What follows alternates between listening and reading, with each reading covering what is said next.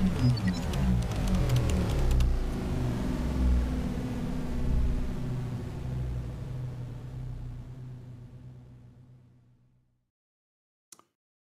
right, y'all, welcome in. Welcome in to the Lando Show, Sports Below the Surface. That's what we do here for anybody that's new.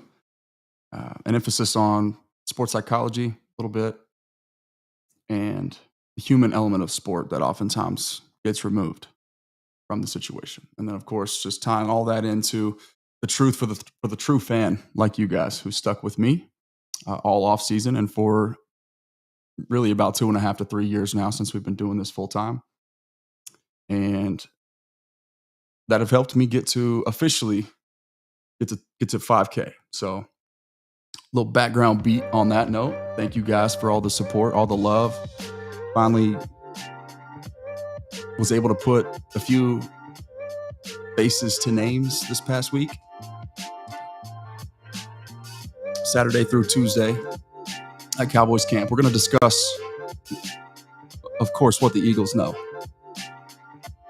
about Micah's money, overpaying Micah Parsons. Walk through that because I think it's relevant as far as the player being in the news or not having his deal done yet, but also too where this league is headed and what most fans have yet to catch up with in that regard.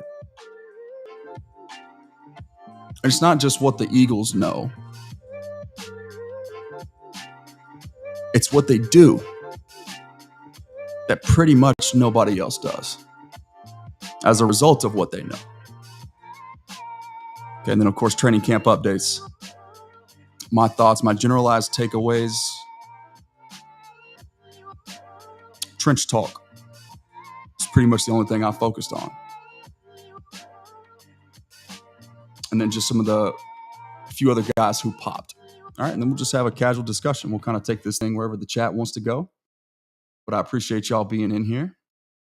Benjamin Crosby. Shout out to you, man. Thanks for being in here. Let's start with this. The work is already done, so I'll spare y'all the spiel. We'll all get on the same page and then attack it. We'll go step by step from that point if we need to. You cannot overpay Micah Parsons, right? Y'all know it's not possible to overpay Micah Parsons, right? Right? We know that, right?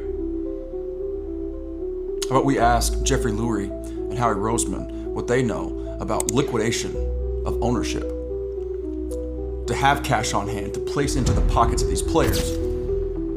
But said cash is only reflected onto their salary situation well into the future.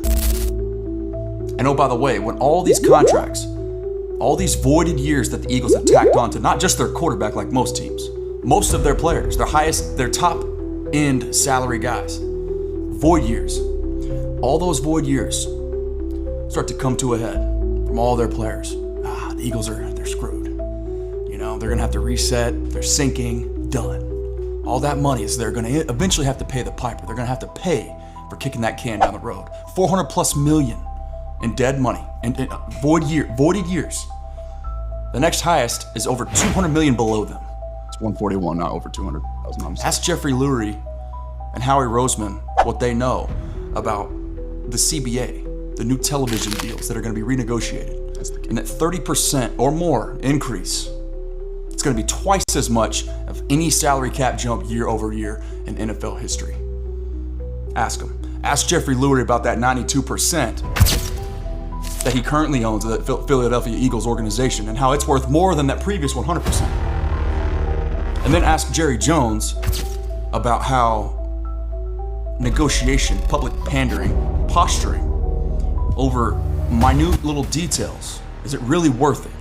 Marketing your way to $10.1 billion, the richest sports franchise in the world, or should they just go all in and actually win for it? You can't overpay Micah Parsons because the salary cap doesn't really exist.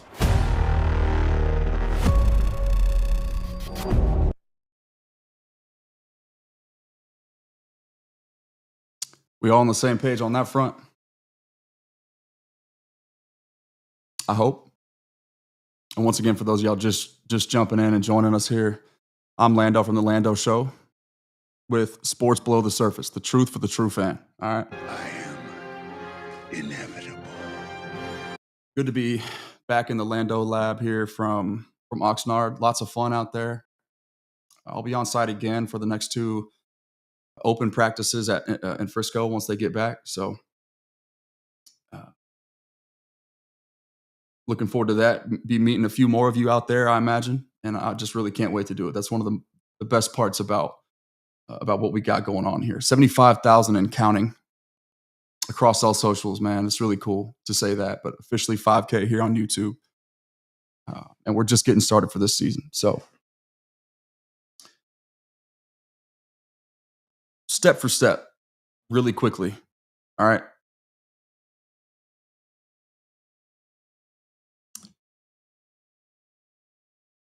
Void years. It's a loophole that general managers are beginning to exploit more and more frequently.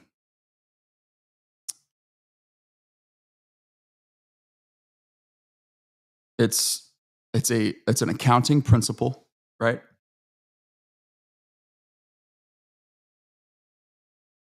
Those orange boxes at the bottom of the player contracts, if you use spotrac.com, which I do, to get all my information as far as salary cap or player contracts.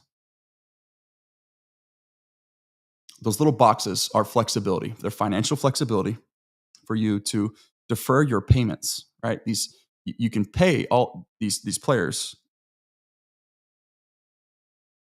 in cash now, right? Putting money into the pockets of all these big time players, like the Eagles do, at a rate that's higher in totality of $141 million over the next highest spending team in terms of void year allocation.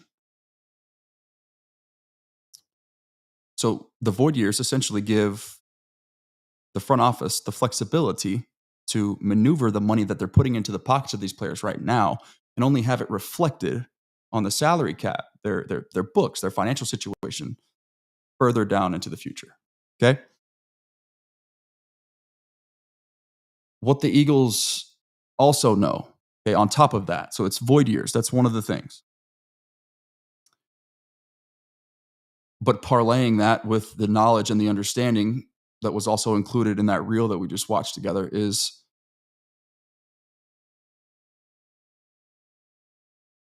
the new collective or the new television rights deal. Okay, they're going to begin negotiation in 2029, and all these television companies, all these billion-dollar corporations are going to be pumping money into the pockets of the NFL, bidding for the rights to broadcast their games, and that includes Amazon. That includes, I assume, Netflix. Probably that includes your main, your local television stations, like the Foxes, the ESPNs, you name it. They're going to be bidding big time and negotiating big time. Is my audio okay? Mic check. I'll turn it down just a little bit because I get a little animated on this topic.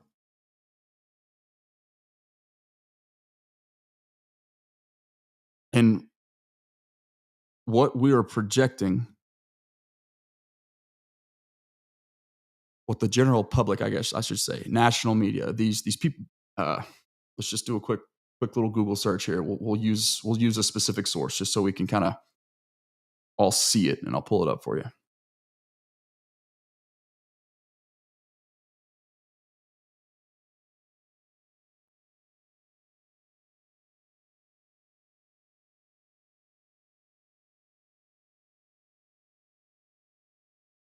But essentially,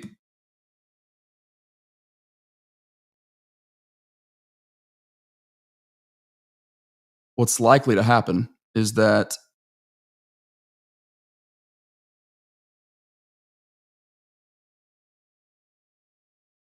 the salary cap is going to increase at a very substantial margin come 2030 when these new television deals are official and the new contract begins,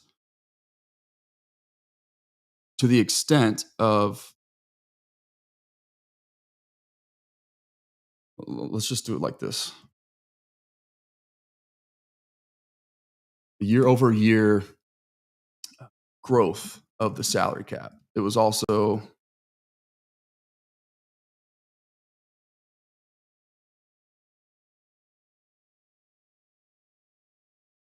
in that reel that we just watched there together. But once again, Spotrac does a really good job of illustrating this, highlighting this for us. Okay. From Benjamin, thank you, brother. Appreciate that. All right, so check this chart out here, y'all. This should give you a pretty good feel for what I'm talking about. Okay, so just go 12. Okay, from 2021 to from 2011 to 2012.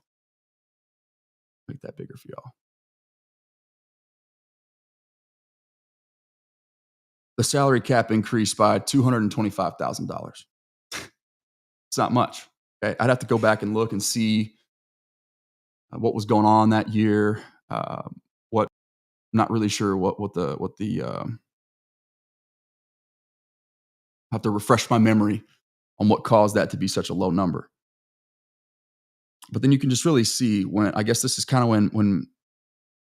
when social media really reaches its peak around the early 20s. The NFL product, the brand, just continues to go more and more global. They're starting to expand. Every year they're playing games overseas, different countries now. They got Mexico, they got Germany, they got all kinds of other places. I can't even think off the top of my head. You guys know. But so you see these incremental increases. All right, so 2012 to 2013, 2.49% jump, $3 million. Okay, by 2016, 4 years later, 3 years later, an 8% jump year over year for a $12 million increase in cap, right?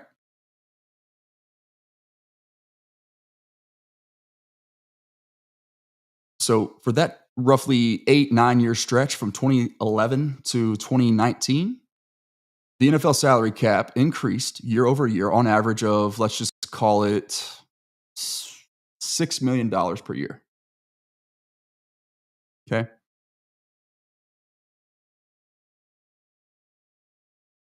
When 2021 comes around, you guys know what happens. So this is the one exception to the rule.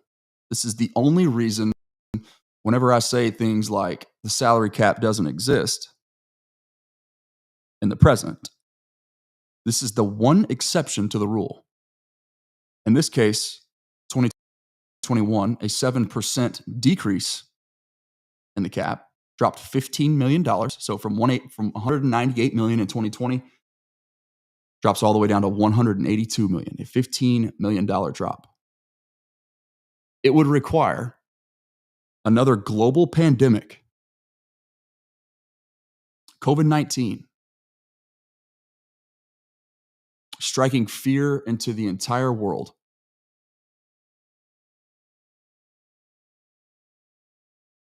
And the NFL would still barely lose a little bit of revenue, 7%, in terms of what the salary cap reflects.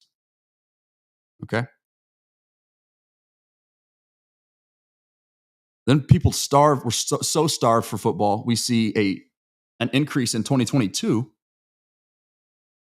because people loved having football back in 2021 so much. A 14% increase, $25 million jump, which is by far the largest jump. The previous highest jump year over year prior to 2022, after the world was starved for the sport, was $11 million, almost $12 million back in 2016. Okay. All of a sudden, 2022, boom, a balloon to $26 million almost of a jump. All right. 7% in 2023, almost regressed back to the mean. And then again, up to 13.61% in 2024. Okay. A $30 million jump.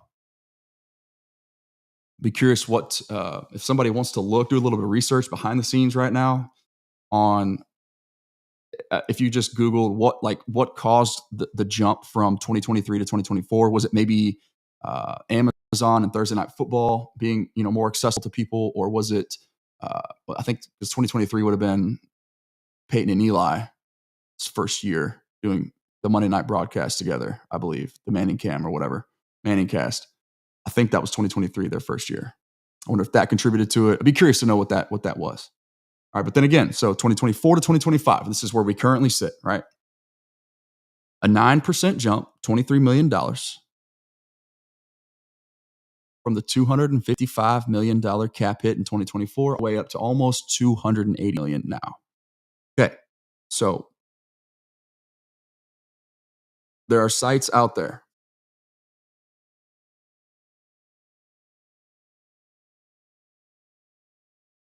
and I need to go back and find the specific sites. We can do some more digging right now.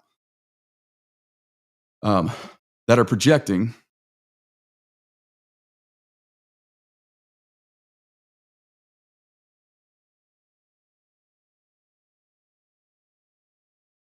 for that salary cap to jump at a rate that could near or equal that 30% total increase mark from 2029 to 2030. Okay. Now, why is that specific year over year jump significant? Well, if you go over here, which is what I attempted to do on the reel that we watched, and once again, I got to be selective with, it's the toughest part is just understanding what the general public needs to see or hear longer, what they're familiar with or what they're not. I have a really tough time always fully understanding, kind of like, usually I can just talk to people and get a feel for what needs to be said. But there's certain cases like this one where it's such a tricky discussion. There's so many moving parts. It's a layered topic that it's kind of difficult to process everything, all the moving parts.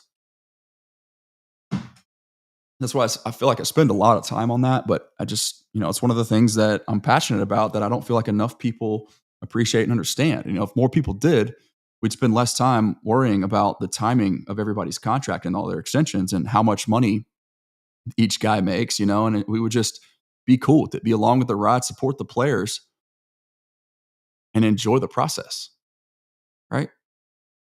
Dak's $60 million is largely irrelevant. Number one, because the APY isn't, it's not what is important to think about. APY doesn't matter. It means nothing.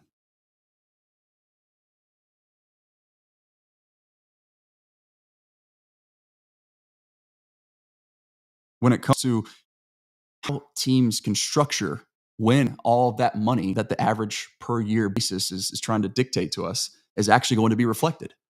Okay? The average per year, 60 million. This is what people do not understand. Okay? Look at Dak's contract. All right? 4-year extension, $240 million. Okay? The APY of the extension would have been, yes, 60 million. But listen, I want y'all to really seriously lock it in right here and listen to this. Guys, listen, Linda. the extension happened prior to him playing the final year of his previous contract.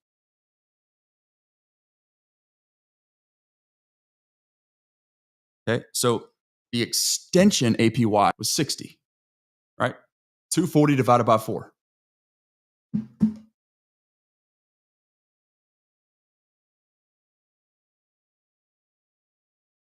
People confuse, and you're seeing it now. Just change it for you. Now let me minimize this so you can see what I'm trying to show you here. People confuse that right there with how much money making. That's if he didn't have 1 year left on his contract prior to signing that extension. So I tried to tell people this day one, literally the morning of Browns Cowboys last year, week 1. I was in Montana for a wedding. Calculating for you that this number is not correct, for one. But even if it were, it doesn't matter relative to the ever believed. But even still, take it a step further, y'all. Okay, so the deal was really, I forget the number. Let me look. So 2024, let's just say he had a $44 million cap hit, but let's just call it $30 million. Or we'll just say it's 44. That's fine. So it was really, instead of 4 at 240, it was 5 at 280. So this was Dak's technical APY at the time of the extension, right there, $56 million per year. That was technically the number, but it's not even still. That's not the number. Because you see these little orange boxes down here, that right there.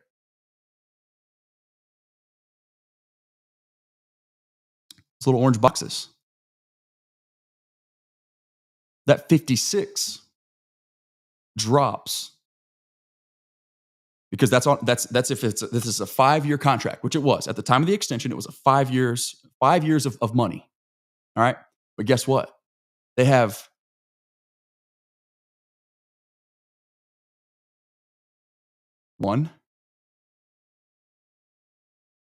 at the time 1, 2, 3, 4, 5, 6, 7, 8, 9 years to pay it off. You follow? You guys with me? Y'all with me? Am I speaking Mandarin? Come on now. There's 230 people in here. Where's the chat at? Let's go.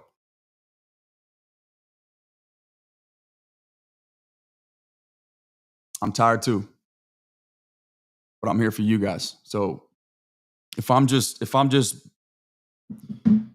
not making sense, or if you're disinterested, then we could change the subject, but y'all got to talk to me one way or another.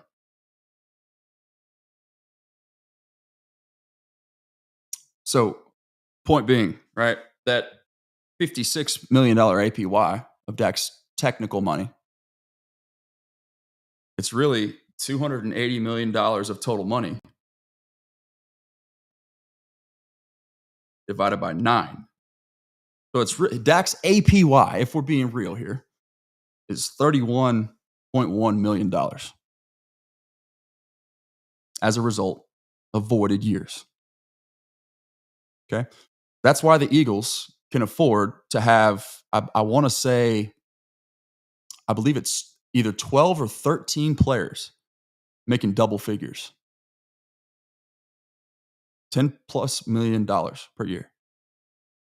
And thank you, Benjamin, for chiming in. I appreciate you, bro. 12 or 13 players.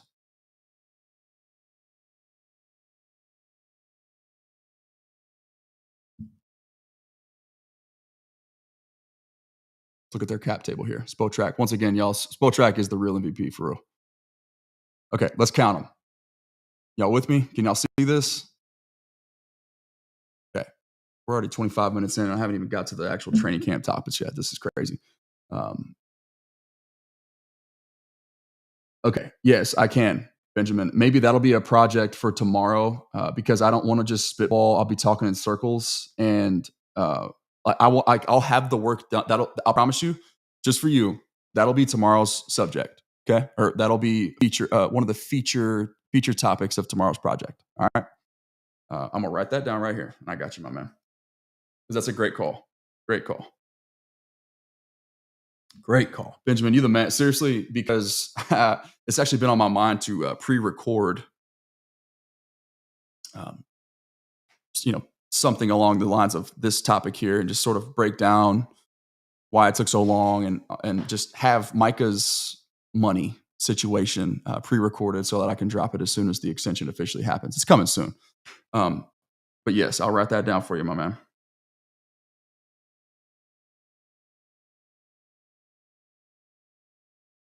Okay. Nope. I made a note for it or of it for you. All right. So now here we go. Jalen Hurts, Lane Johnson, A.J. Brown, Jordan Mailata, Dallas Goedert. So they have, wait, is it only 6? That's right. So they lost a bunch of players. Let's see. Let's look at what it was last year. Let's do 2024.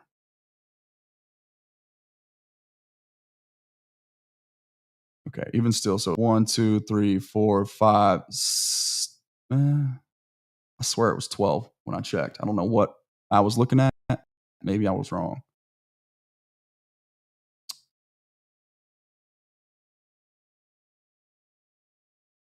Or maybe it was the APY that I was actually looking at, and in which case, joke's still on me. Okay, so anyway, let's compare. So the Eagles have, let's say, 1, 2, 3, 4, 5, 6 guys.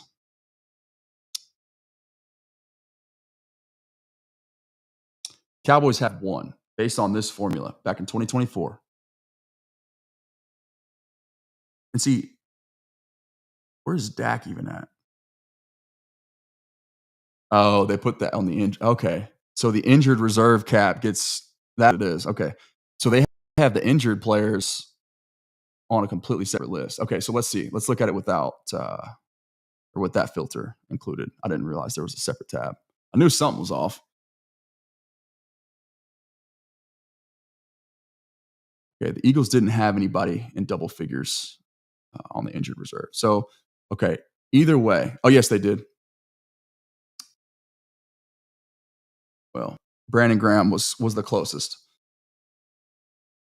Let's just say $8 million or more. 1, 2, 3, 4, 5, 6, 7, 8, 9. And the Cowboys had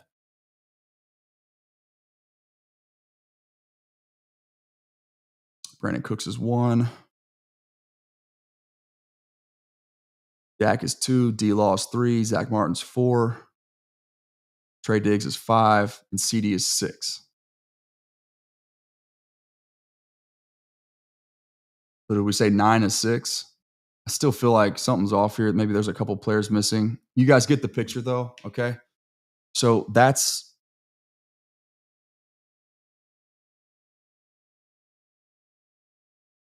understand. Like, this is the way that I like to characterize it personally. When we evaluate or just ask people the biggest difference between the Cowboys and the Eagles, Super Bowls, obviously, yes, that's the biggest. That's probably the most significant one that would jump to mind. But even beyond that, because those Super Bowls, in my opinion, are as a result of brilliant front office work too. Like, they get a lot of credit for this, obviously. And so the biggest difference is the way that the Eagles front office handles their money, their salary cap. It's the way that they spend aggressively, allocating void years into the future. Was Saquon Barkley even on that list?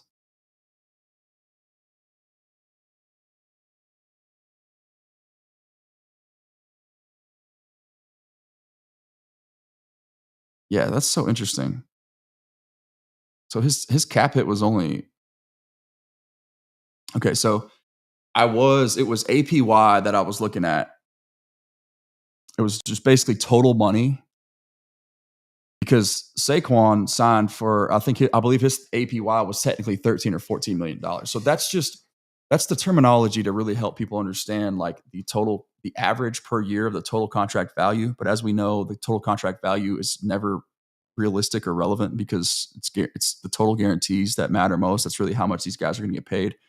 But that's what the list was. So I'm going to stand on that. So like you see Saquon, he's making 14 million APY, but on this list, he's down here at 3.8 million because of the void years. Right? A lot more money went into Saquon's pocket last year than what's reflected right here. There's a discrepancy. That's what I'm trying to illustrate to you guys. So just realize that the Eagles have about twice the amount of players on their roster than the Cowboys do, of guys that are making 10 or more million APY. Right? Which once again, the APY doesn't matter, but it's just that in this instance, it's useful because it helps us understand how much total contract value is being allocated. Okay, but it's meaningless as it relates to the void years and what the team will be paying year over year. That's what I probably should have said. Okay, the APY, it's not irrelevant completely because it helps you understand like what a guy's market value is. Right? But it doesn't matter when it comes to what's reflected on the salary cap. It's not inhibitive. It's not prohibiting the team from spending money elsewhere and continuing to compile talent and add to their roster. Spend. Okay. So hope that's clear as mud. Hope that makes sense. Yeah, Benjamin, and that's a totally so. Okay, let's close with this. I'm gonna try to get out of here in under 40 minutes. Got 8 minutes to go. Okay, let's just quickly go through and recap my observations for those who didn't catch the live from, I believe it was Tuesday after practice. My main takeaway from Monday, we talked about it Tuesday. Tuesday, they were on the far side of the field, so I didn't have the best vantage point. I didn't buy the VIP pass. There were some things in my first year in Oxnard that I didn't know about that I will know about next year, and I'll be more well prepared to adjust because they practiced on my side of the field day one on Monday at padded practice, and then the opposite side on Tuesday. I think they like to kind of break it up just to make sure the playing surface is up to par and adequate. I'm pretty sure that's what that was. What's up, Matt? Appreciate you hopping in here, bro. So we just recapped what the Eagles know and how they act on what they know a little bit differently than any other organization right now, and especially differently than the Cowboys. Okay. So all that to say, right, don't worry about how much Micah's making because of everything that we just discussed. You can't overpay him, and you can go ahead and get deals done with all the other guys that are due for contracts, players that we want to see stick around here. George Pickens, Deron Bland, they just got Jake Ferguson done. Tyler Smith, his agent, is on site as we speak, actively negotiating. We presume. I think I'm probably Brandon Aubrey is another guy that they could get done. And Jake's money has no impact on Micah's. Micah's money has no impact on Deron, George, Tyler, whoever. Okay? We cool. I hope we're cool on that. I really just wanted to make sure that I continue to preach this, and Micah's deal is not done yet, and I see a lot of people worried. The point of this whole project here today is don't worry. Don't listen to Jerry. He directly contradicted what Steven said yesterday, right? When he said there's no pattern here at all about them waiting on all these contracts and stuff, blah, blah, blah. There is a pattern. And Jerry actually said as much. He contradicted his own son the week prior whenever he was asked a similar question. So they're making headlines, y'all. They're staying in the headlines. They know what they're doing. This is all calculated take a grain of salt with everything Jerry says, and don't lose so much sleep over not just him, but the way that they handle their contracts, their business. Okay, because grand scheme, right? Waiting an extra year, yeah, they're technically paying more APY because the market continues to rise, but it has no impact on their ability to acquire and compile talent. So long as they choose and are willing to spend a little bit of cash up front. That's really the underlying key here, y'all. Is Jerry willing to pay a little bit of cash up front? Because signing bonuses, like when you sign players in free agency, yeah, that's technically money out of pocket. And that's discouraging, especially when, like Steven says, they see free agency as paying premium money for less than premium players, which is kind of true to an extent, but it's what you got to do. So thank you, Dallas Law. I appreciate that, man. That's cool. I love seeing just like messages like this. It's like short, sweet, to the point. You're just like, you feel it. You're rocking with what I'm saying, and you're enjoying the show, man. Thank you. Seriously. Shout out to the Dallas Law 43. Yeah, they just need to get the deals done, and excuse not to. So that's what I hope that everybody takes away. Now, okay, Nate Thomas, backup left tackle, second-year guy, technically a rookie. Tendonitis in his knee last year, sidelined him for most of the year. Brian Schottenheimer and Clayton Adams speak of him in the highest regard. Long and powerful, okay, and really smart. Second year out of Louisiana, 7th-round draft pick, pretty impressive, right? He's the de facto go-to guy, right? Robert Jones, this is just news and notes. I'm just kind of browsing through it with an emphasis on the trench play. Robert Jones, who was serving as the big brother to Tyler Booker, Cowboys' first-round draft pick this year, 12th overall. They were sort of battling it out for the right guard, the starting right guard job, competing with each other, duking it out. And Robert Jones, who's a veteran who started 18 games last year for the Miami Dolphins, 17 games. Good player, powerful player. Much like Cooper Beebe, Tyler Booker, Tyler Smith, there's a type, clearly. Okay, the emphasis is physicality on both sides of the ball. We'll continue touching on that, reemphasizing that. All these different things that we can pay attention to, the tea leaves and the breadcrumbs. Okay. Out for 2 to 3 months with a broken bone in his neck. He finished practice. Actually, that was Monday when I was there. I didn't realize it. Nobody knew it happened because he didn't come off the field. So it just goes to show you the sports below the surface, sports psychology, human element of sport, and all this is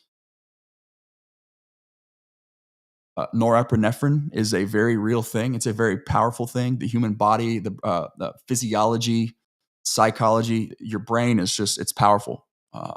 And the adrenaline was flowing so much. Day one of padded practice, takes a hit, breaks a bone in his neck, and didn't even really know it until the next morning. Early the next morning is when that report came out. So Dallas Law, you took the words right out of my mouth, man.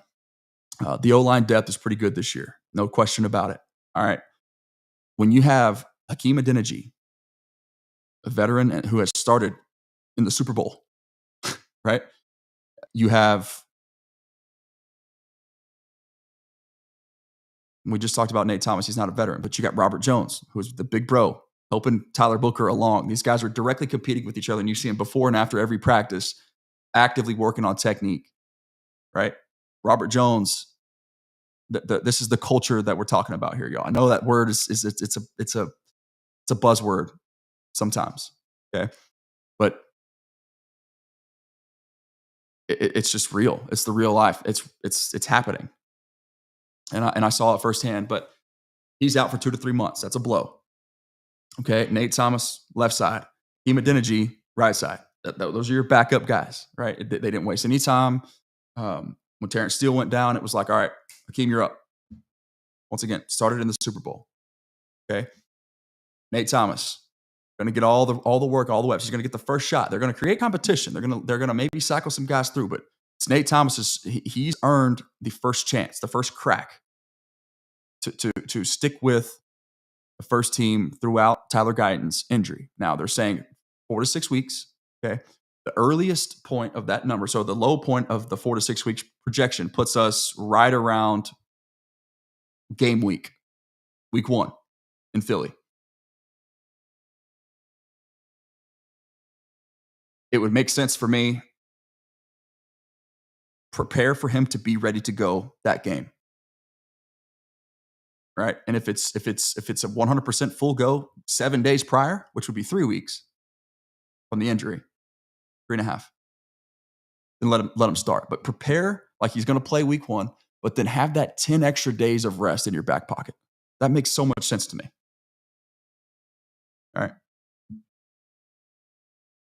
Next biggest takeaway, sticking with the offensive line. Okay, I mentioned this, and I want this to be heard. When the Cowboys ran the football on Monday, and from all the signs and the reports, once again, I couldn't see from on Tuesday's practice, but from Monday, everything I saw, and they ran the football. And this plays into why I'm not moving Tyler Smith. Don't even think about it. The strength of not just the offensive line, but in my opinion, of this football team are the 365, 335 guys from left guard, center, right guard, in that order. That major and moving people against their will. Off you go. The offensive line, when the Cowboys ran the football, from the reps that I saw with my own eyes and that I've seen on screen from various clips from some of the sideline reporters who do a great job, or some of the media members who are on the sideline, I should say. John Machota, you up there. But then also to DallasCowboys.com putting together their inside training camp pieces every day and showing us the clips, the highlights from the team period, the blue versus white. When the Cowboys ran the football,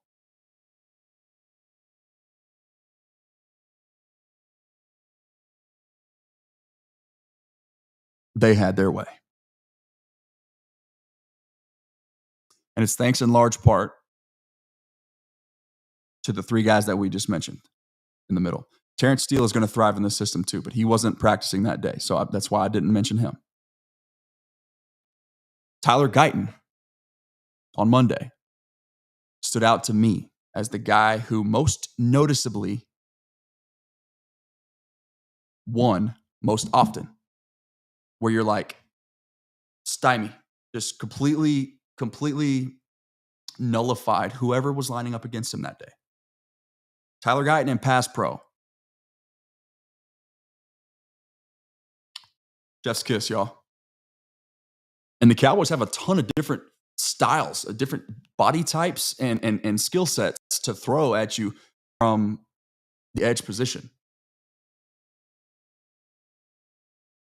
And Tyler Guyton handled all of them. Marshawn Nealon, Peyton Turner, power guys that are going to try to go directly at your chest and just push you back. Strong enough. Donovan Ezeraku was getting, he got home a timer. I saw him beat Guyton one time.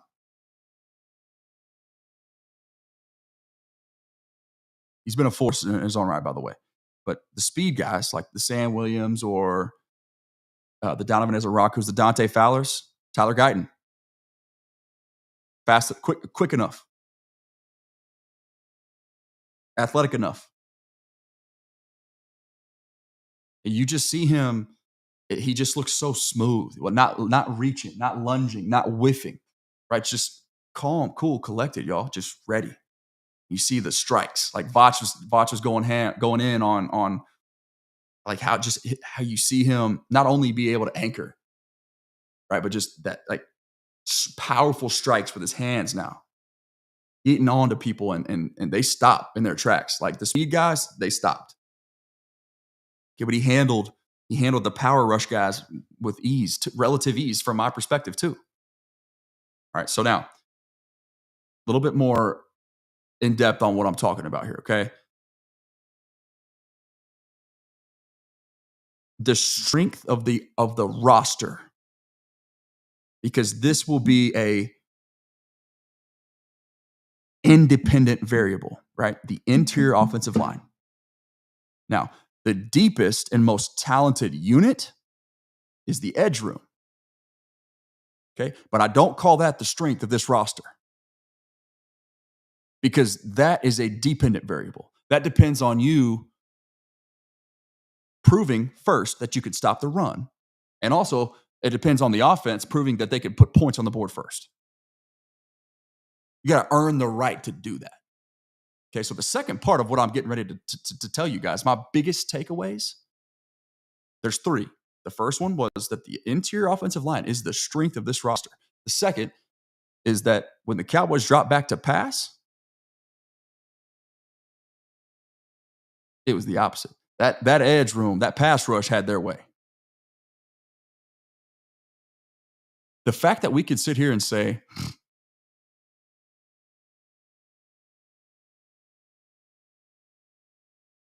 that the fact that we can sit here and say that there's a chance, I can see. I don't know if anybody's saying this. I am, because I can see it. I can picture it. I'm going to paint this picture for y'all. Dante Fowler,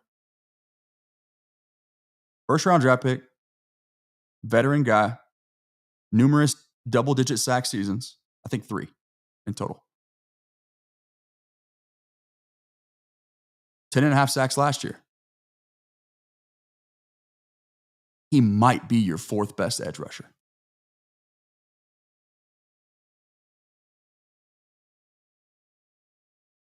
I'm pretty sure I know what I'm getting from Donovan Ezeraku.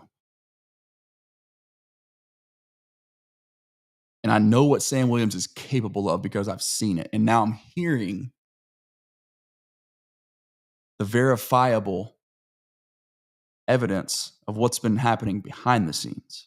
The amount of people in Sam Williams' corner, I touched on this in depth a few days ago.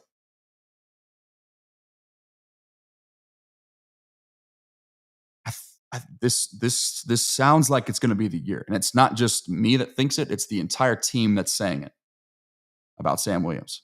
The all-pro left guard, the quarterback, the head coach, and the D-line coach included. All right.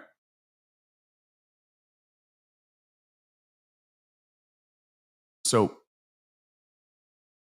the most talented and deepest unit on this roster, the edge room. And think about how impressive that's got to be. If that was my takeaway, and the most prolific pass rusher in the entire National Football League, the guy that's getting ready to set the standard, the new standard for the highest paid non-quarterback in NFL history. Micah Parsons wasn't even out on that field. You know who else wasn't out on that field? Who's going to do a lot of the things that we saw DeMar Van Overshown do? Kenneth Murray Jr. That's a guy that's going to get after the quarterback a little bit. His baby, his wife was expecting with his child, and I believe all that went well. Last I knew. Stephen White's in the house. What's good?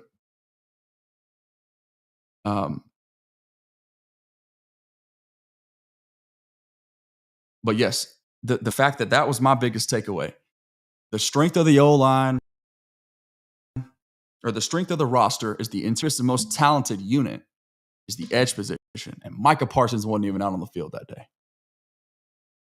That's pretty good thought. That's a nice thing to think about. Don't y'all think?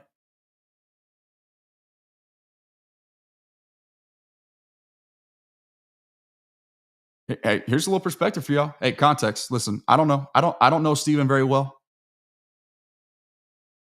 But he's seen a lot of football. He's 56 years old. Deepest edge room I've ever seen. Maybe he's biased. Maybe he's not. Maybe it's Kool-Aid. Maybe it's not. But I don't disagree. For this Cowboys team, I'm only 30. And I'd have to go back in time and think about other, teams in recent history that I've seen.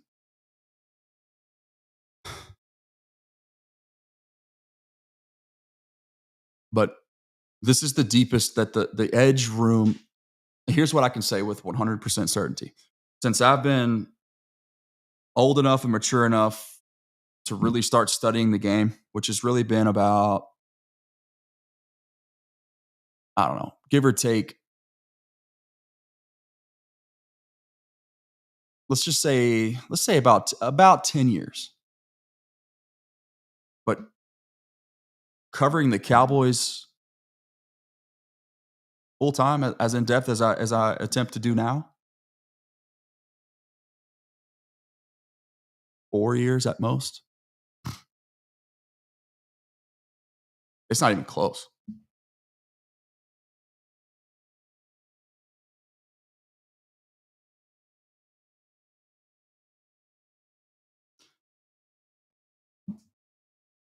But once again, you got to earn the right. Okay, which brings me to Perion Winfrey. You guys saw my thoughts on him today, I hope. It's on my Twitter account. It's on my Instagram. It's on my TikTok. We'll talk about it now. The man carries himself differently than any other player on that defensive line. And it's with that nasty. It's honestly taken it's to a new level, because you can play nasty, and most of these guys do. But he signs autographs nasty. You know what? That dude fires me up so much. I'll just go ahead and play that for y'all right now too, if that's okay. Spent a little time on this project this morning. Here we go. Let me make sure I'm sharing this screen with y'all.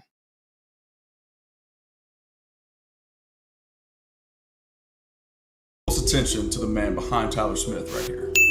That's Perion Winfrey. Very little emotion. A very different demeanor. But that same demeanor is exactly what I saw translate onto the field. A couple weeks ago, I tweeted, this dude's standing there looking like he wants everybody's smoke, gunpowder, and lead. And that was the same thing that I saw whenever I got to camp and was on site. Saw it in person. All right, signing autographs. To my knowledge, right there next to him. Didn't hear him say a single word. And I actually love it, because he carries himself with that nasty that this Cowboys roster has missed in the interior. And he also plays with it. Violent hands, aggression, that you're going to hear me say a word, or you ain't even going to see my eyes when I do it. All business. Okay, either he is a really good actor, or he's really about it. I'd bet on the latter. And in the same breath, I'd bet that there's a pretty good chance he makes this roster.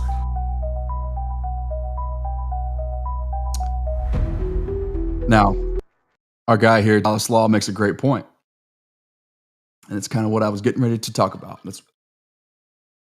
That was the preamble of this next point.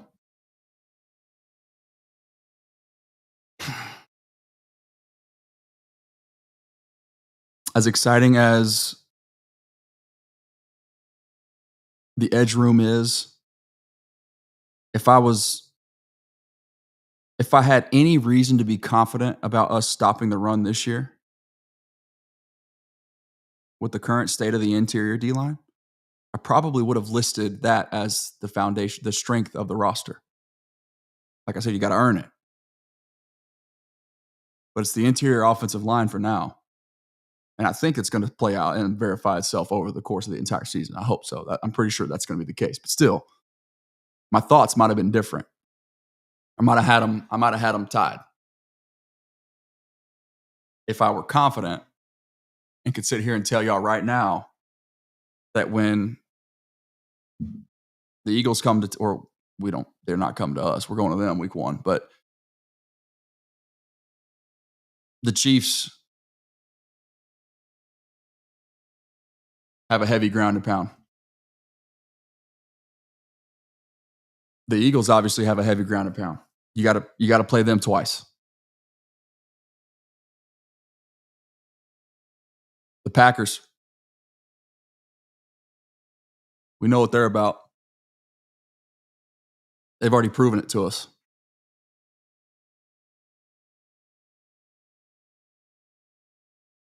How about the Broncos? Sean Payton. A little heavy, healthy dose of RJ Harvey and J.K. Dobbins.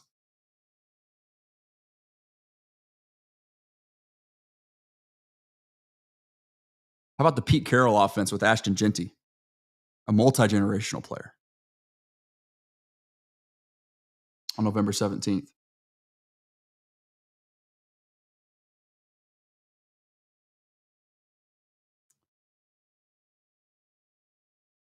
How about the Chargers?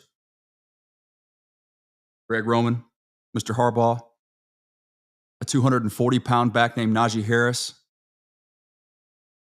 and another 225-pound guy is one of the freakiest athletic profiles at the running back position that we've seen, that you might ever see. Omarion Hampton, second-round draft pick. A lot of people thought he was going to go in the first round. Wait, did he go round one? Hampton went round one, didn't he? I think he did.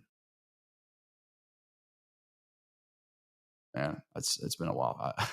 The draft, this just seems like it was so far away, and then it got here, and now it's so far behind us. I've just been so locked in on camp.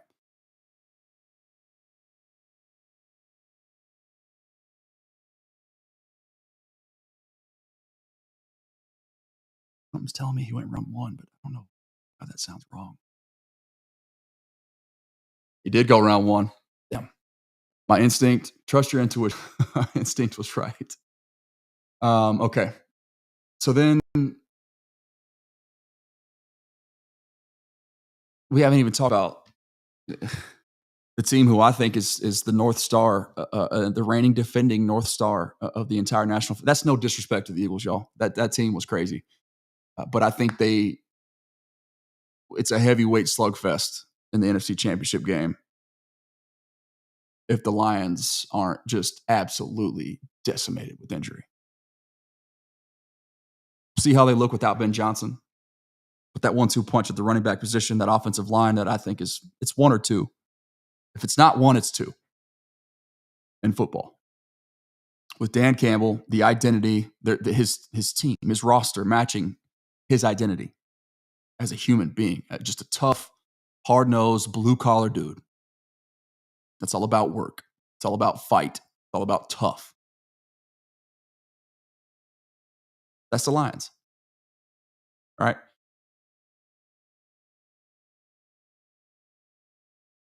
The one and only way, right? It takes a team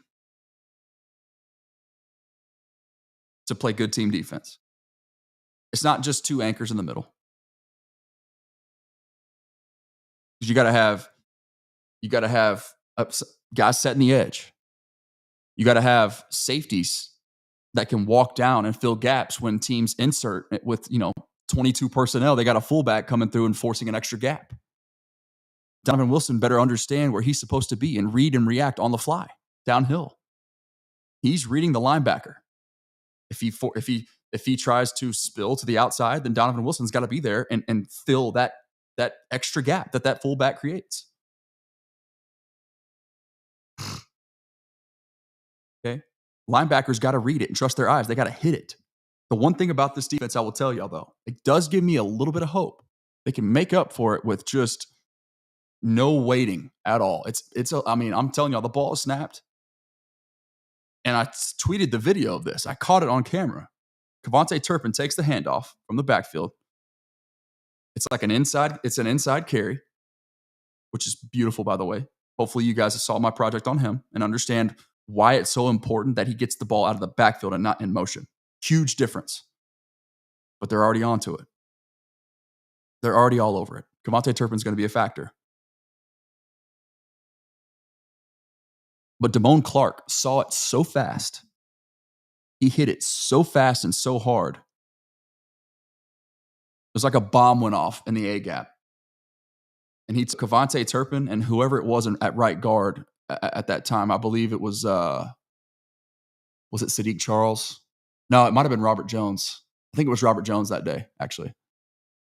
Maybe that's when he got. Honestly, yo, I didn't even think about this. Maybe that's when the neck issue occurred. That could be it. I don't know. I don't want to speculate, but two Cowboy offensive players got blown up, and it was because Damone Clark saw it and hit it so fast and so hard. Kevontae Turpin didn't even know what hit him.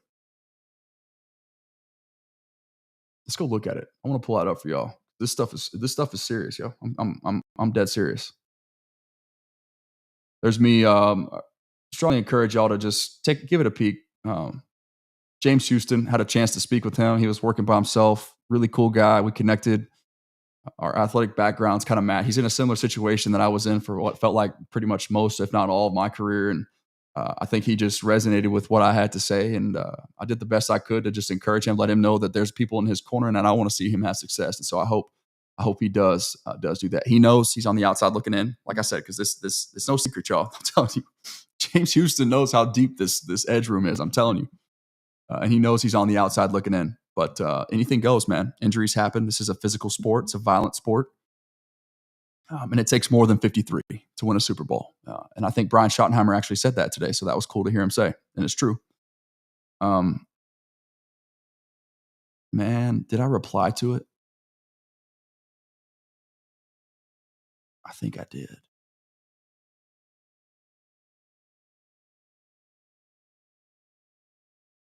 Here it is right here. So see it, hit it. Make sure y'all can see this. Hold up.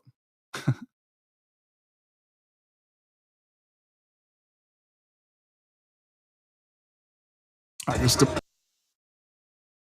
once again, it's a little bit further away than I would have liked to have been, but I wanted to make sure I could see the whole field. So just watch. He is, I believe that's him right here. So he's,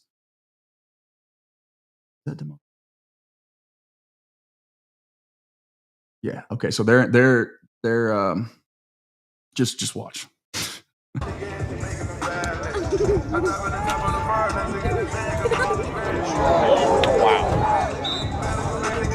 Somebody just blew that out. That was Kevontae Turpin on the carry. It looks like Damone Clark came firing through the A-gap. Wow. And that was the second team O-line. So, who was that? Oh, it looked like, wow. That was Robert Jones, but he climbed. That was Kevontae Turpin. So, Robert Jones climbed to the second level there. He was working with, it looks like, I think that's Izzy. He was wrestling with him. So, that wasn't when he got hurt. Maybe that was after. I don't know. But that wasn't that play, clearly. What was I getting ready to show y'all a second ago?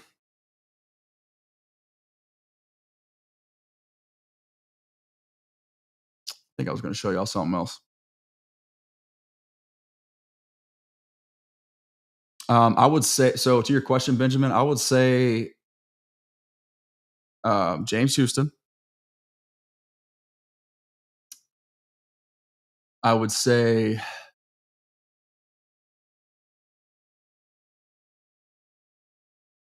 let me think about this here.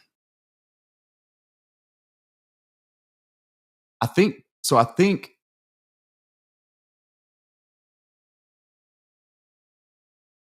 me get this roster pulled up so I can tell y'all. But I think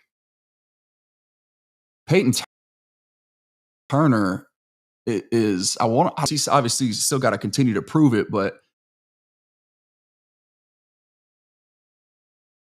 I can't spend so much time worrying and talking about the Cowboys' run stop ability and not include Peyton Turner towards the top of my list of guys that, like, I think has a great shot at not just making this team, but being a rotational, like an impact player.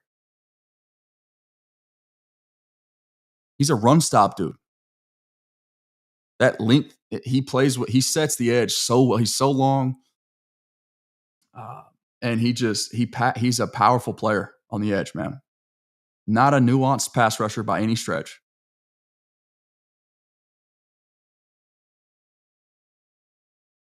But powerful, you know? Just like Marshawn Nealon. They're similar. Ernest Brown is another guy who he actually kind of flashed to me, and he's listed as a defensive end.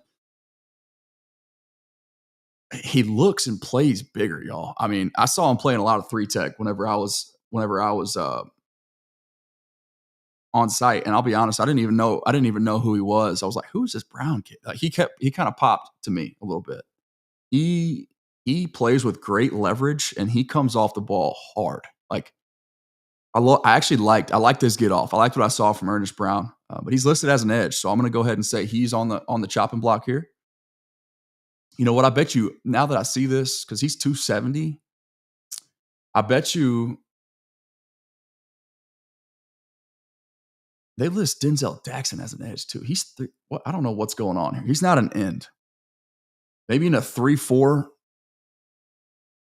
scheme, you could call him an end, but I mean, this is like he's a tackle. He was rotating in and out of at one tech. He's an interior defensive lineman, so I'm not sure why they have him listed as an edge. But regardless,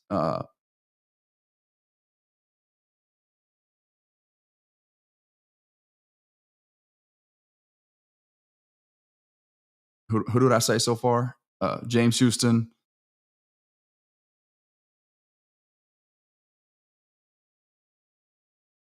and Ernest Brown are so far probably my two guys. I bet you Brown and Turner are competing against each other. Like one of those two guys could steal a spot from the other. So there's about 10 players. I think the Cowboys are probably going to keep.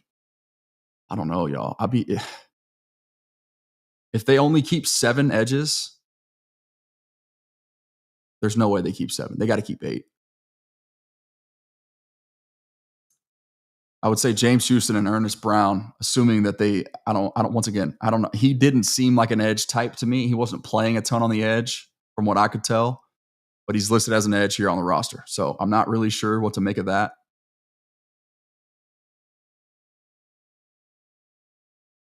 But yeah, James Houston's got his work cut out for him, but it's cool to note that he, in his NFL debut for the Lions, he sacked Josh Allen 2 times. But I'm rooting for the kid, no question about it. Yeah, Jay ran with the ones. So I heard that too, Chris. But then I watched Inside Training Camp, and Mozzie Smith was in there on the first drive for like the first 3 or 4 first 4 snaps. Maybe that was only the red zone period. But from what the DallasCowboys.com posted on Inside Training Camp, Mozzie ran out there with the first team. So I don't know. I know what you're saying because I saw the same thing that Jay got first team reps. I don't know what period that was and for how long. Just because he got first team reps, that doesn't mean he was out there like as the starter. Tyra Sweet, that's another one. Good.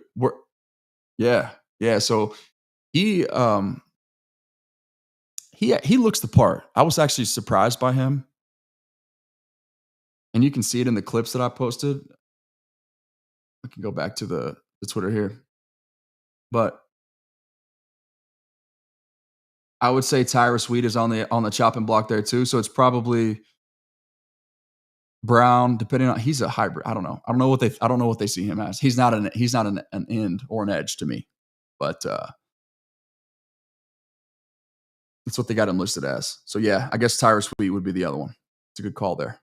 Good looks. So here we go. Here's a quick sample for you.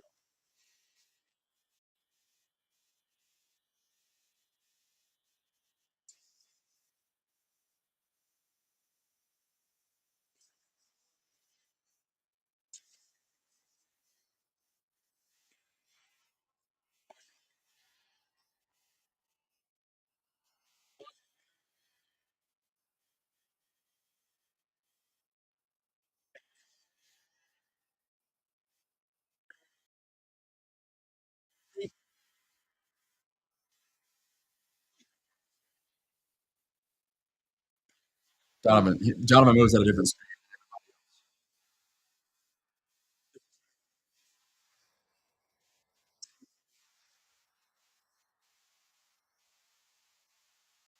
There's James. Denzel Jackson. There's Ernest Brown. Dude, Ernest, I mean, he just looks bigger to me, you know?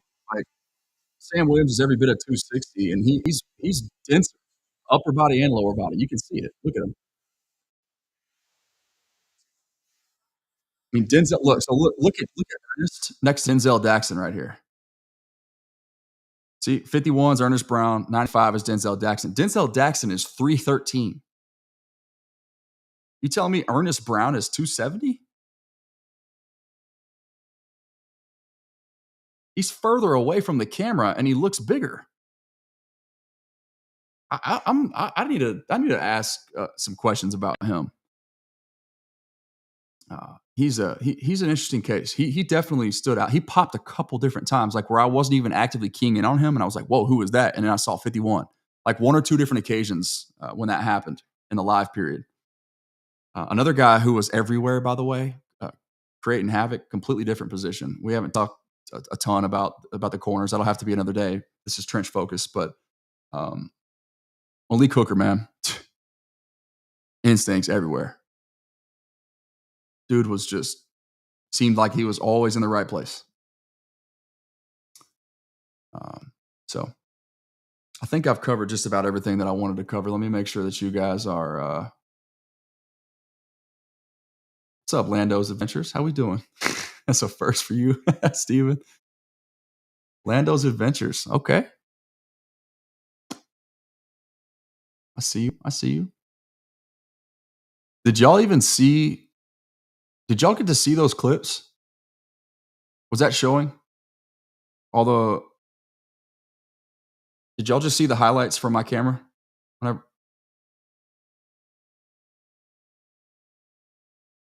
Please say yes.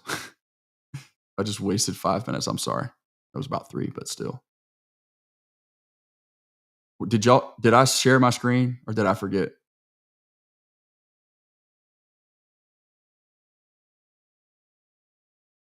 Somebody let me know.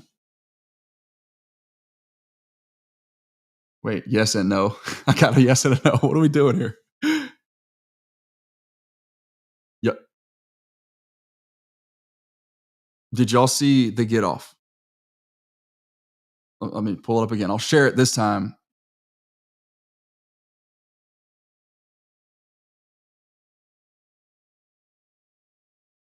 This right here. Overwhelm your opponent. Dante Fowler.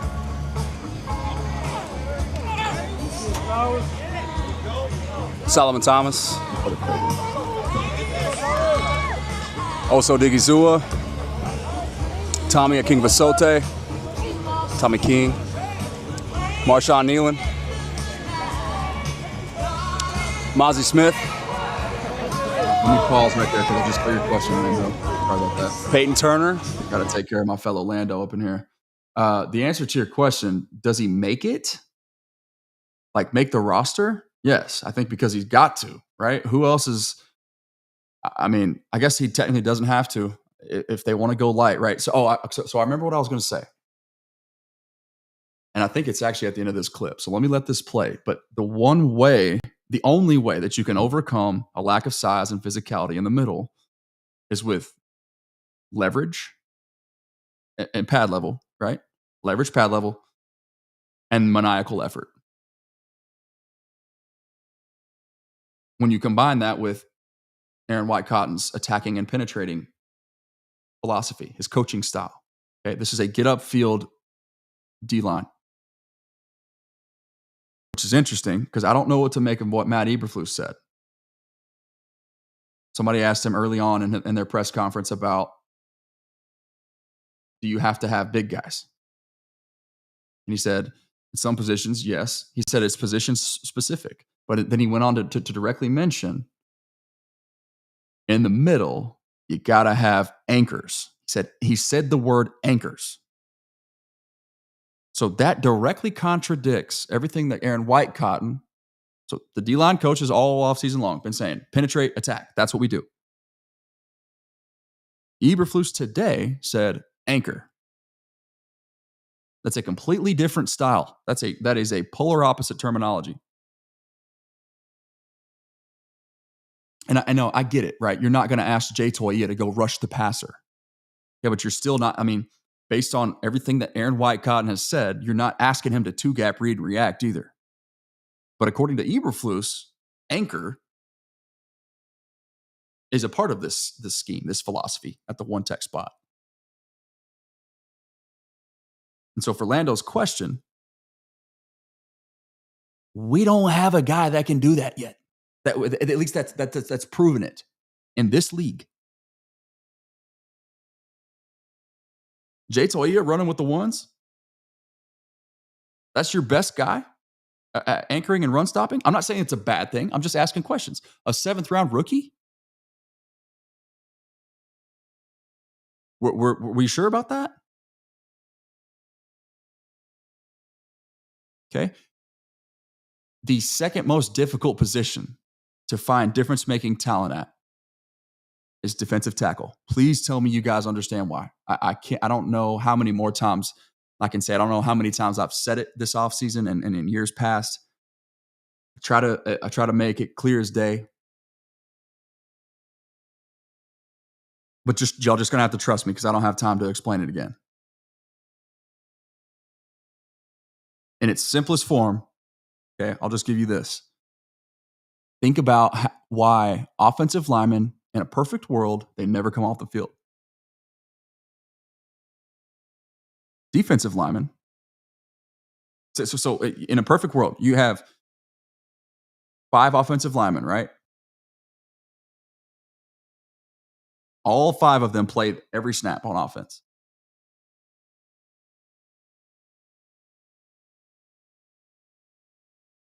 But at the D tackle position, you need 5 defensive tackles. You have 2 at each spot and usually a +1 that can do a little bit of both.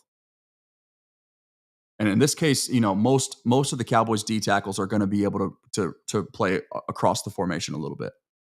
All right, but just for the sake of this argument, you got 5 D tackles. And those 5 are only playing about 30% of the snaps. That should tell you all you need to know.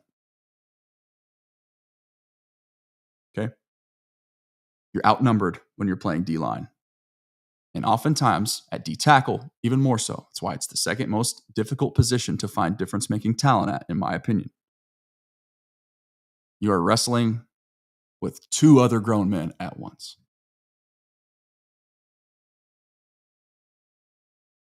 Okay, so I'm interested in the Matt Eberflus contradiction to the defensive line coach, who I freaking love watching him coach.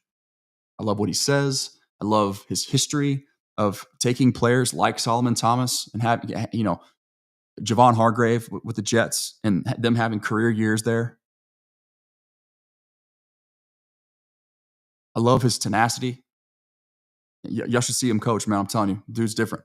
Different energy. And I never got to see Jeff Sanina last year. I'm sure he would have fired me up too. But I'm just saying, I like the way Aaron White-Cotton coaches. But everything he said contradicts what Eberflus said this morning. Or yesterday, sorry. Coordinator availability. So I think that's everything. Yeah, amen. See, that's another part of it. Yes. Right here. Yeah! That right there. The most significant jump every level of football. Ask any coach, ask any player from elementary all the way to high school, from high school to college, from college, like from JUCO to D2, from D2 to D1, from D1 to FBS, from FBS to Power 4, from Power 4 to SEC, and from SEC to NFL. The biggest jump, the biggest difference, year over year, level over level, it's not quarterback, it's not running back, it's not offensive line, it's not receiver, it's not DB, it's not linebacker, it's not corner. It's defensive tackle.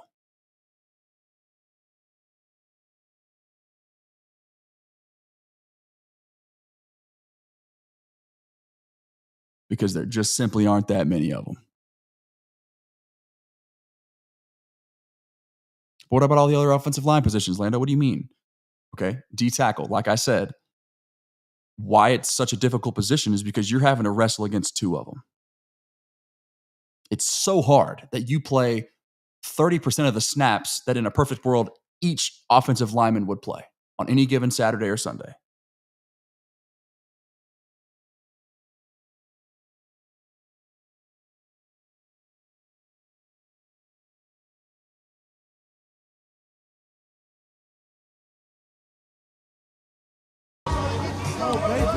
Perrion Winfrey. Jay Toya. Oh, good hands, Jay. Donovan Izaraku. It moves at a different pace, y'all. I'll just pause it to it. Different speed there. 4-1. I see you 4-1. It was still take two. Just went on that.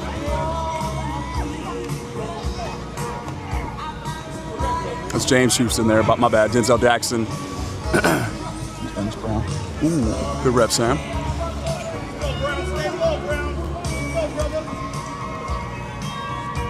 Tyler Sweet. Love watching these dudes work. Once again, when you can't overwhelm your opponent with size or strength or both, you better make damn sure that you make up for it. More than make up for it in the energy, the maniacal effort, the pad level, the leverage, those departments right there. That's what makes up for a lack of size and strength on the defensive interior. Right. Still remains to be seen. This unit, this defensive front, I said yesterday, dominated padded practice number one every time the offense dropped back to pass. But it was a different story whenever the offense committed to running the football. So, still the biggest question for me. But I love the energy, effort, and everything else that Aaron Whitecotton's coaching with, and these, man, just the penetrating attacking style. It scares me, y'all. I'm not gonna lie. There it is. But so yeah, it scares me, and there's lots to be seen, lots to be proven. You know, man, I hope Mozzie comes along. I said yesterday for the first time publicly, I officially have my doubts, and I think some of that probably it's not really necessarily anything that Mozzie didn't do. It's just or that he did do. It's just like the way that I don't see it like an enthusiasm from him on the field. Like, it seems like, just from my point of view, could have been just that day, Monday. Maybe he had a bad day.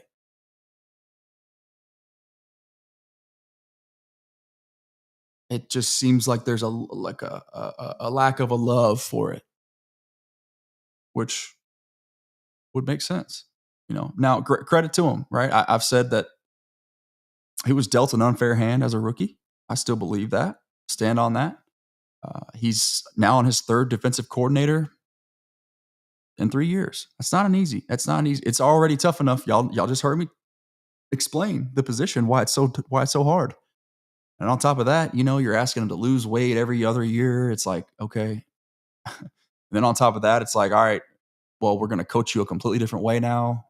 You know, 1 year it's, hey, lose weight, make the rookie transition, and then become a pass rusher, which is not what you did in college all at one time. And then the next year it was, hey, we're going to remind you how to anchor a little bit. We're going to get you back to, playing on with both legs. Remember, Jeff Zanina was having to remind him how to keep both feet on the ground when anchoring. He got into this habit of like leaning like onto one leg, and like it just didn't work. You know, that's probably a byproduct of him just being so freaking confused from year one under DQ, trying to figure it all out and weight at the same time. It's a full-time freaking job to lose 30 pounds. I don't know how you can feel strong, be strong when you're doing that. And on top of that, trying to be a pass rusher at the same time. It's crazy.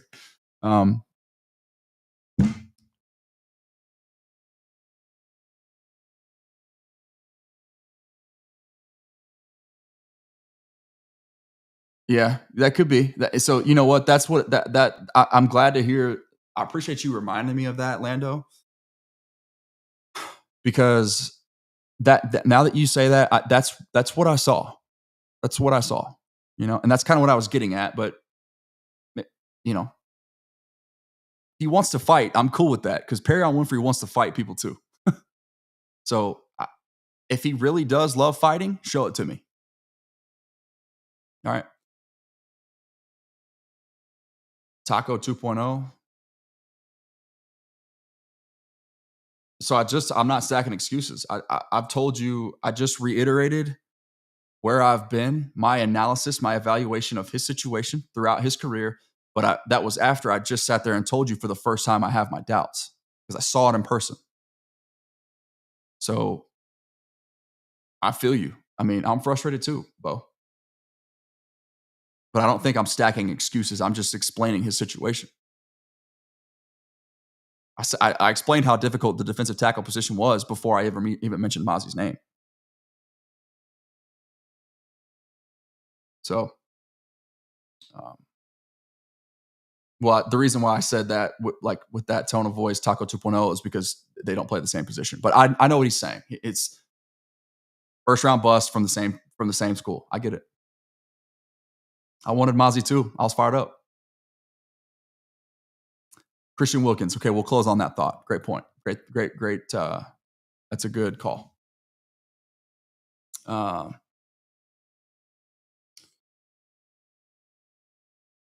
the way, don't give up on Mozzie yet. It's still too early, but I do have my doubts for the first time. Okay, we'll leave it at that.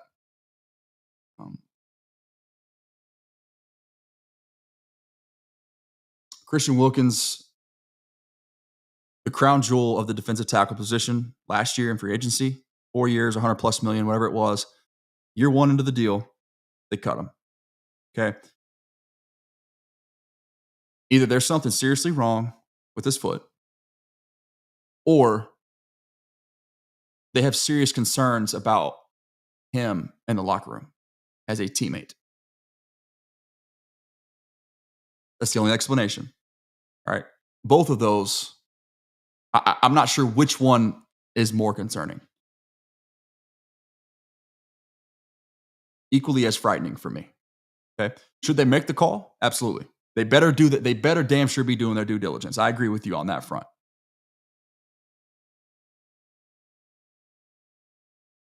Somebody said, I made the video about it yesterday on my drive back from Oxnard to LAX.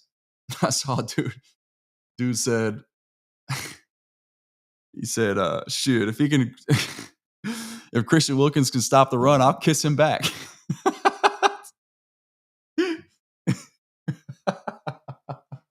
That was so well played, well said.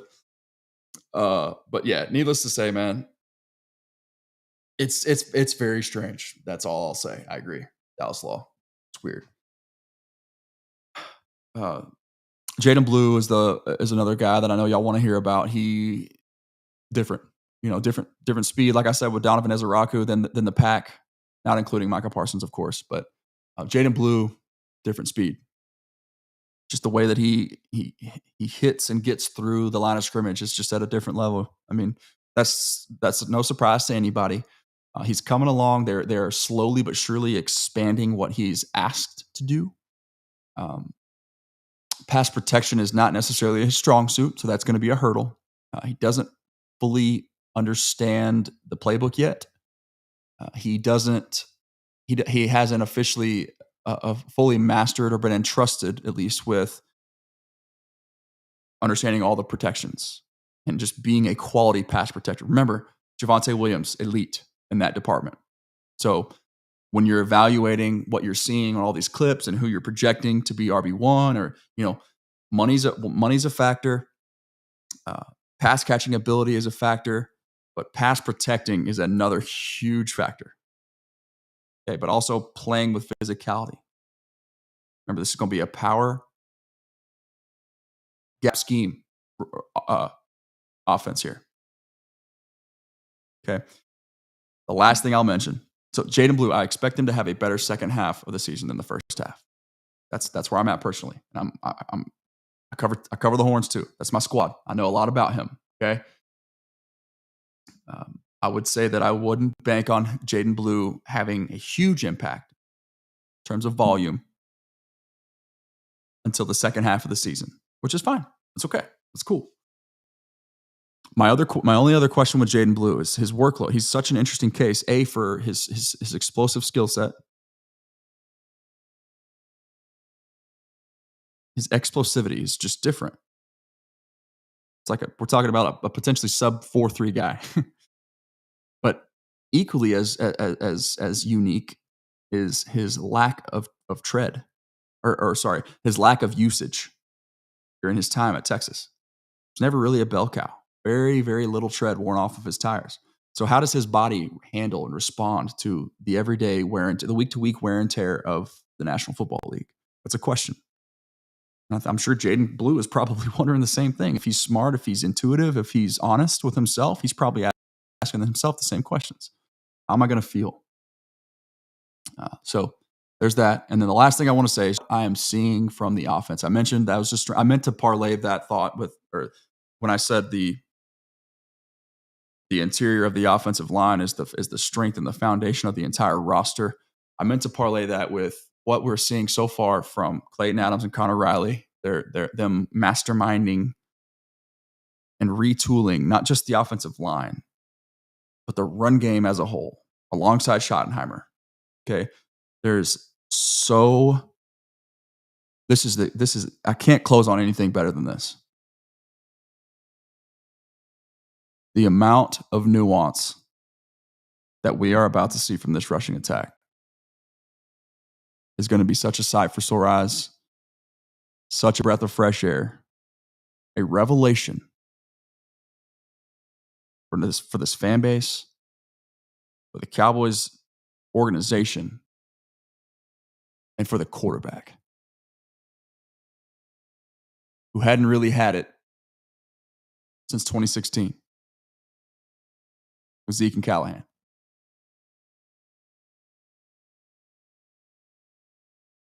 His first 3 years, I'll give it to him. But even that was more of it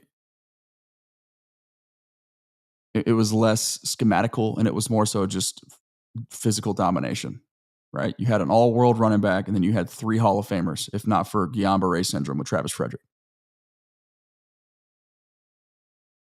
A little different.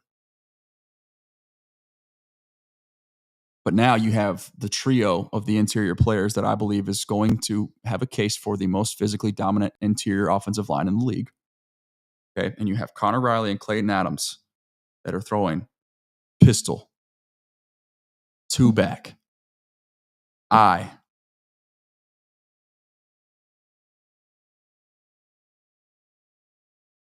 read option, zone read. Okay, CD in the backfield getting carries, Cavante in the backfield getting carries, fullbacks all over the place, tight ends, 2 and sometimes 3 at a time, tackles being deployed as tight ends in motion across the formation. So I'm talking six O linemen on the field at once, not including Brevin Spanford, who is an extension of the O line in his own right at 275, 6'7", 275.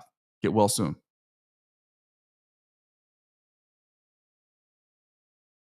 The play action off of all that and the marriage to the passing game. The amount of nuance that we're about to see in the running game will be a revelation.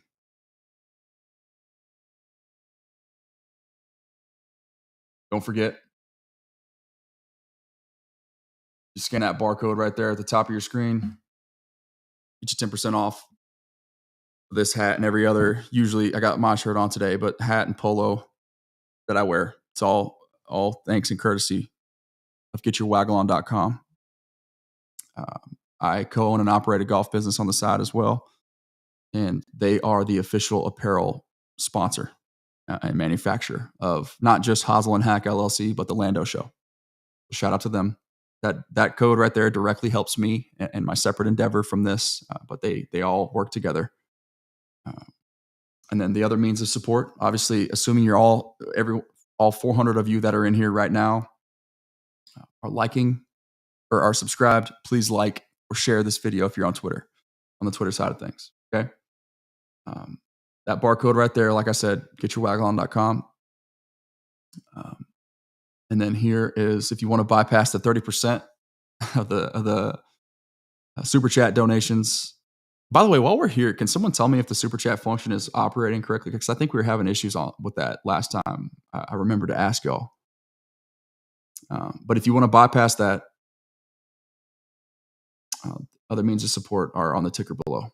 But yeah, so I hope you guys enjoyed this one. This was way longer than I anticipated going, but I had a lot to say, had a lot to get off my chest, and you guys were keeping me engaged in the comments too. So I hope this was informative. Remember, 75,000 and counting. I can't do it without y'all, but 5,000 officially here on YouTube is such a blessing. Make sure that you're subscribed and continuing to help us grow and push through. Keep taking those steps. I will see y'all on site. When is it?